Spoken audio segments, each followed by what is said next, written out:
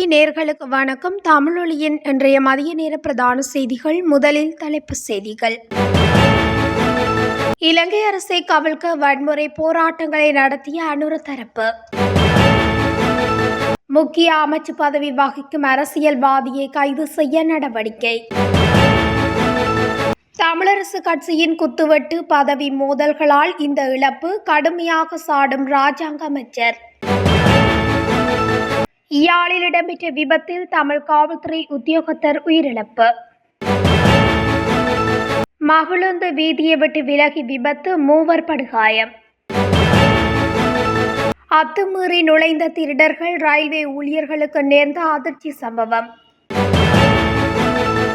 2025ஆம் ஆண்டு பாடசாலை முதலாம் தவணை கல்வி அமைச்சின் அறிவிப்பு. ரணிலுக்கு ஆதரவாக கொழும்பு கோட்டைக்கு களமிறங்கிய அரசியல்வாதிகள். தொடர்வன விரிவான செய்திகள். இலங்கையில் ஜனாதிபதி தேர்தலில் முன்னணி வேட்பாளராக களமிறங்கிய அனுரகுமார திசாநாயக்க தலைமையிலான கட்சி இலங்கை அரசை கவிழ்க்க 2 வன்முறை போராட்டங்களை நடத்தியதாக சர்வதேச ஊடகம் ஒன்று செய்தி வெளியிட்டுள்ளது.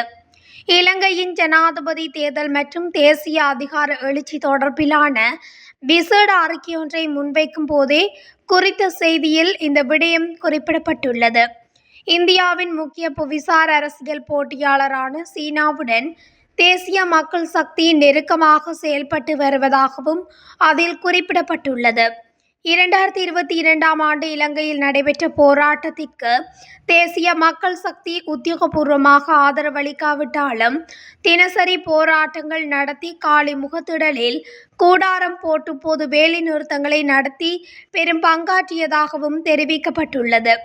1971 மற்றும் 1988 இடையில் ஜனதா விமுக்தி பெரமுனவால் ஆரம்பிக்கப்பட்ட ஆயுதமேந்திய எழுச்சி இலங்கை வரலாற்றில் ஒரு இரத்தக்களரி காலகட்டம் என்று அறிக்கையில் கூறப்பட்டுள்ளது. மேலும் பரவலான கொலைகள் மற்றும் அதிகாரப்பூர்வமற்ற ஊரடங்கு சட்ட மீறல்கள் நடந்ததாகவும் கூறுகிறது. எவ்வாறாயினும் தோல்வியடைந்த கலவரத்தின் பின்னர் கட்சி வன்முறையை கைவிட்டு தேர்தல் ஜனநாயகத்தின் பக்கம் திரும்பிய வேளையில் அனுர கட்சியின் அரசியல் குழுவிற்கு நியமிக்கப்பட்டதாக கூறப்படுகிறது. மேலும் அனுர கட்சி தலைவராக பதவியேற்ற பின்னர் வரலாற்றில் இடம்பெற்ற குற்ற செயல்கள் தொடர்பில் சர்வதேச ஊடகம் ஒன்றிடம் மன்னிப்பு கோரியதாகவும் அதில் குறிப்பிடப்பட்டுள்ளது. ஜனாதிபதி வேட்பாளர் ரணில் விக்ரமசிங்கவுக்கு ஆதரவாக செயல்படும் அமைச்சர் ஒருவரை கைது செய்வதற்கு நடவடிக்கை எடுக்கப்பட்டுள்ளது.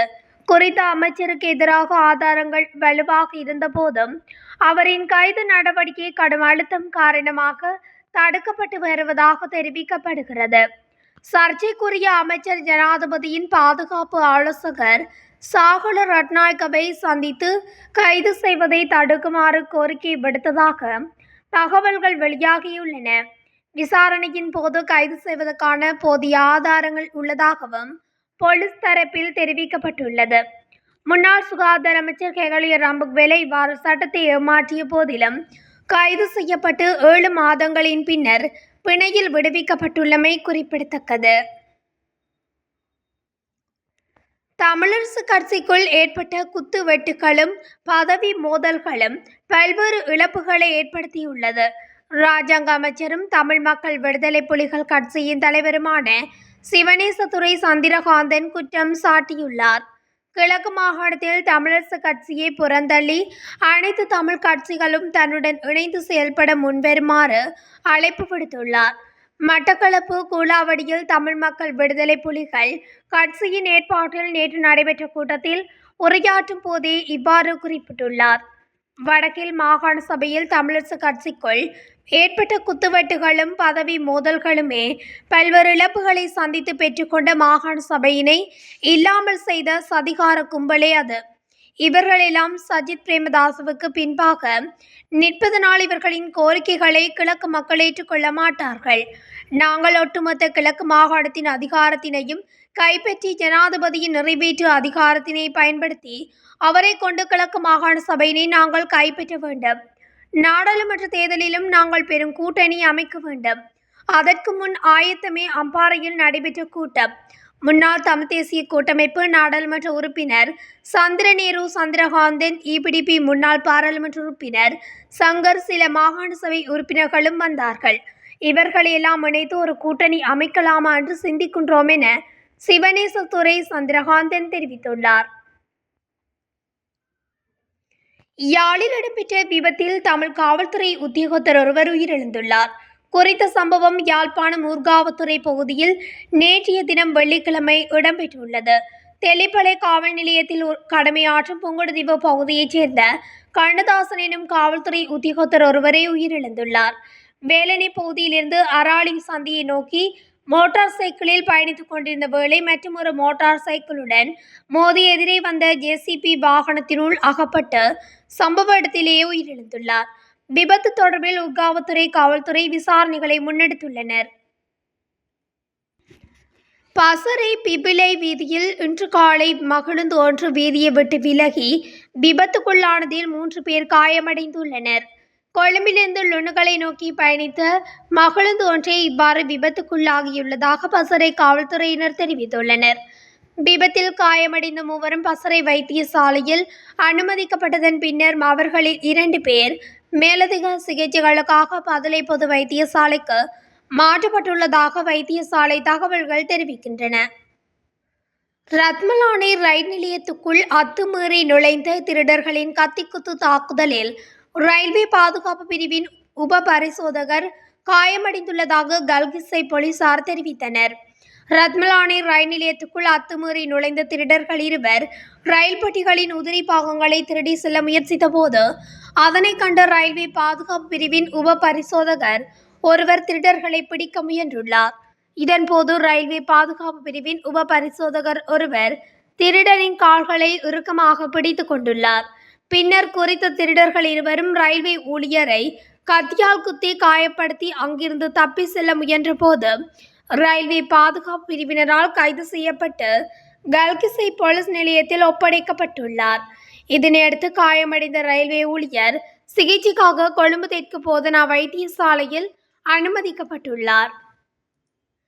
2025ஆம் ஆண்டுக்கான பாடசாலை முதலாம் தவணையின் கற்றல் நடவடிக்கைகளை 2025ஆம் ஆண்டு ஜனவரி மாதம் 20ஆம் தேதி ஆரம்பிப்பதற்கு திட்டமிட்டுள்ளதாக கல்வியமைச்சு தெரிவித்துள்ளது. கல்வியமைச்சர் சுசில் பிரேமஜேந்தவினால் வெளியிடப்பட்ட விசேட அறிக்கையில் இந்த விடயம் குறிப்பிடப்பட்டுள்ளது. ஜனாதிபதி ரணில் விக்ரமசிங்கவின் வெற்றிக்காக நகர அபிவிருத்தி மற்றும் வீடமைப்பு அமைச்சர் பிரசன்ன ரணதுங்க, ஜனாதிபதியின் ஆலோசகர் சாகல ரட்நாயக்கா, ரவி கருணாநாயக்க ஆகியோரின் தலைமையில் கொழும்பு மாவட்ட மக்களுக்கு தெரிவிக்கும் துண்ட பிரசுரம் வழங்கும் நிகழ்ச்சியொன்று இடம்பெற்றுள்ளது. கொழும்பு மணிக்கூட்டு கோபுரத்திற்கு அருகாமையில் ஆரம்பிக்கப்பட்ட இந்த வேலை திட்டம் கோட்டை தொடருந்து நிலையம், கோட்டை பிரதான பேருந்து நிலையம், பஸ்ஸியன் மாவத்தை, போதிராஜா மாவத்தை, பிரதான வீதி, ஹெட்டி வீதி, ஐந்துலாம்பு சந்தி உட்பட ஒவ்வொரு வீதியிலும் முன்னெடுக்கப்பட்டது. அதில் கொழும்பு கோட்டை வர்த்தக சமூகத்தினர் உட்பட பெருந்திரளான மக்கள் கலந்து கொண்டுள்ளனர். இந்த வேலை திட்டத்தை 2 நாட்களுக்கு நடத்த திட்டமிடப்பட்டிருந்த போதிலும் கொழும்பு நகரில் யாரும் எதிர்பார்க்காத வகையில் முதல் நாளிலேயே பெரும் மக்கள் கூட்டம் அலைமோதியுள்ளது. மேலும் கொழும்பு கோட்டையை அண்மித்த பகுதிகளில் வரவேற்பு நிகழ்வுகளும் ஏற்பாடு செய்யப்பட்டுள்ளது. சுயதொழில் புரிவோர் சங்கம், சுயதொழில் புரிவோர் பெண்கள் சங்கம், மக்கள் குரல் அமைப்பு, பொதுஜன விஜய பெரமுன, உணவகங்கள் மற்றும் உணவக உரிமையாளர்கள் சங்கம், தமிழ் கலைஞர்கள் சங்கம், தேசிய பல்கலைக்கழக முன்னணி, சுயதொழில் புரிவோர் படை, நுகர்வோர் முன்னணி உள்ளிட்ட பல அமைப்புகள் இதற்காக இணைந்து கொண்டுள்ளன. இத்துடன் தமிழொலியின் இன்றைய மதிய நேர பிரதான செய்திகள் நிறைவடைகின்றன. தொடர்ச்சியாக இதுபோன்ற செய்திகளை அறிந்து கொள்ள தமிழொலி ஊடகத்துடன் இணைந்திருங்கள். நன்றி, வணக்கம்.